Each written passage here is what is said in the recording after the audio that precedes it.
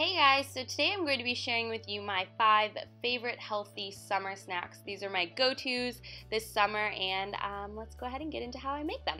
So the first one is going to be made with garbanzo beans, so I'm just using these organic ones, chickpeas, whatever you like to call them. My cousin calls them butt beans. And then I'm using a seasoning. You can use whatever seasoning you like. I like this Creole, it's kind of got spice to it. And then just a little bit of olive oil. A glass bowl to mix everything up, and a little strainer to rinse your beans. So I'm going to go ahead and open up the beans with a can opener, and then I'm going to go ahead and rinse them out of any of the juices that they may have been in. Dump them back into the bowl, and then I'm going to go ahead and add my olive oil, just about a tablespoon or so, just enough to coat everything but not go crazy. So yeah. Then you can go ahead and add your seasoning as much as you'd like to your desired taste. I liked mine a little bit spicy, so I add Creole seasoning, but you can add just salt, pepper, or you can even make them sweet with like cinnamon and sugar. And then we're going to go ahead and mix them all up until all the seasoning is coated on every one of the beans. And then I'm going to go ahead and lay them flat out onto a foiled cookie sheet. This is going to be awesome for baking, and then I bake it at 400 degrees for about 10 to 15 minutes. You just kind of want to look at them and make sure that they're nice and golden brown. So, yep, we're just going to throw those into the oven, and this is the finalized product. They're really nice. They're an awesome, crunchy, salty, savory snack. So these are my perfect, instead of like chips or something like this, this is what I always reach for because it's got that crunch and that really savory, nice flavor. Love them. Now on to my sweet tooth. You're going to need a banana for this, a knife to cut the banana, peanut butter. I like using the natural creamy Jif peanut butter, and then a little butter knife, some toothpicks, and then some Ghirardelli semi-sweet. I like using the semi-sweet because it's almost like a dark chocolate, and then some parchment paper and a little plate. So let's go ahead and by peeling our banana, get rid of the peel and all the little things that stick to it.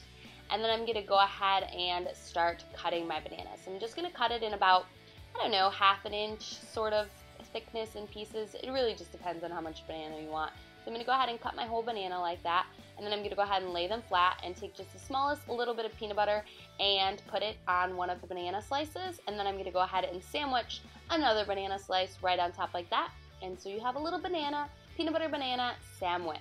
So I'm going to go ahead and do that to all the rest of them until all of my little things are peanut butter banana sandwiches. Once I'm done with that, I'm going to put it all together by sticking a toothpick right down the middle of them. This will just help really hold it together and make it easy for eating. Then I'm going to go ahead and place them right on my parchment paper and stick them in the freezer until they're nice and solid. Probably about 15 to 20 minutes, or however long you want, doesn't really matter. And then once that's done, I'm going to go ahead and I heated up my semi-sweet chocolate in the microwave, and then I'm going to go ahead and take the frozen bananas. It helps to freeze them so that they all stick together. And I'm just going to go ahead and coat it with the chocolate, and then stick it back on the plate, and then back in the freezer for another couple of minutes, and you're good to eat. I love these things. They're awesome when you have a nice sweet tooth. They're my perfect go-to. This next thing I really like, I uses Greek yogurt. So I'm using the honey Greek yogurt, some cinnamon for some flavor, and then a little plastic bag for a piping, and some parchment paper, some knife, and a spoon. So I'm going to go ahead and take this yogurt and put it right into my bag. This is kind of my version of frozen yogurt drops. They're super good. So I'm going to go ahead and just spoon a bunch in there, as much as you want, and then sprinkle a little bit of cinnamon in there for an extra little bit of flavor. And I'm going to go ahead and mix that up so it's all evenly distributed. And then once that's done, I'm going to go ahead and cut the little tip off of my plastic baggie and go ahead and start piping out my yogurt drops. So at the beginning, these kind of got a little bit messy, but once I got the hang of it, it was pretty easy. So you're just going to go ahead and pipe this. You can use whatever kind of yogurt you want. I like using Greek yogurt because it has a lot of protein in it. So, yep, I just go ahead and pipe out these drops, and then I go ahead and stick them in the freezer for a couple of minutes until they are nice and hard, and this is what they look like. You do have to eat them fast because they will melt, but they're the perfect little pop in your mouth sort of treat. Now this next one is another one of my favorites. It uses a mandolin, and I use organic whole carrots, or whatever kind of carrots you want. Just make sure that they're whole. Some olive oil and some salt and pepper for seasoning, or whatever your little heart desires, but I just use salt and pepper for this one. I'm gonna go ahead and mandolin slice my my carrots in my little slicer until they get nice thin chip-like things. I love these instead of eating potato chips. I'm gonna go ahead and sprinkle a little bit of olive oil right over the top of them, drizzle that on there. And then I'm gonna go ahead and season. I like using some sea salt and some black pepper, and my salt ran out, but you get the gist.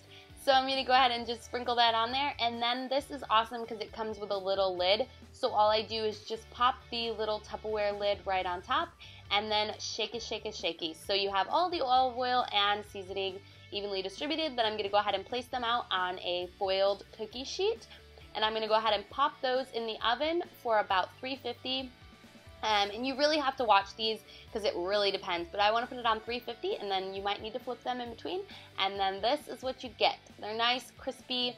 Some of them were a little burnt, but then other of them were absolutely perfect. So it's kind of a trial and error with these things because it really depends. But these are the perfect savory, crunchy snack, which is awesome instead of a potato chip. And then this last thing are my favorite thing ever. You're going to need a glass bowl, a measuring cup, and some chia seeds. These are my chia seed crackers, and they're phenomenal. You will not believe how awesome they are. So all you need is chia seeds, really. I'm using a 1/4 cup in a scooper, but I'm actually using a 1/2 cup of chia seeds. So I'm gonna do 2 4th cups, which will equal a 1/2 cup. You can use however many you want. Just remember they soak up 5 times their water. So I did a 1/2 cup of chia seeds, so I did 2.5 cups of water. So that's what I did in there.